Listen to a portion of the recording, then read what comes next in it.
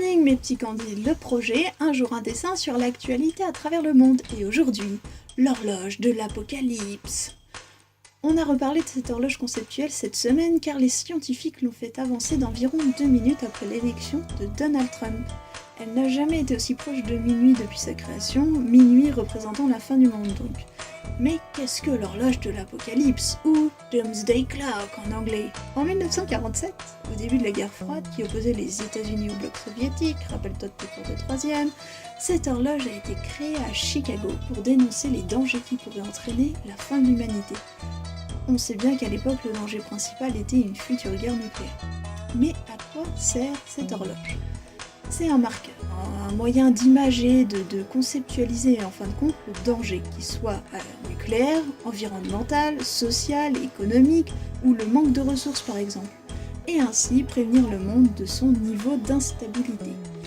Pour donner un exemple de son fonctionnement, l'élection du nouveau président des États-Unis de cette année a entraîné une avancée de quasiment 2 minutes comme je l'ai dit.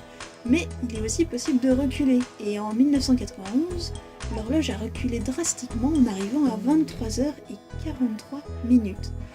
Cela était dû à un traité de réduction des armes nucléaires, mais surtout à la dissolution de l'URSS.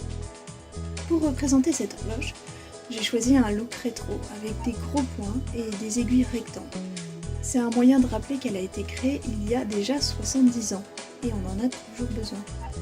La rondeur de l'horloge m'a permis de superposer la représentation du monde en plaçant en évidence les États-Unis, qui sont en partie responsables de l'avancement de l'heure cette année, mais on sait bien que ça vise surtout le populisme et le renfermement sur soi qui se développe de plus en plus à travers le monde.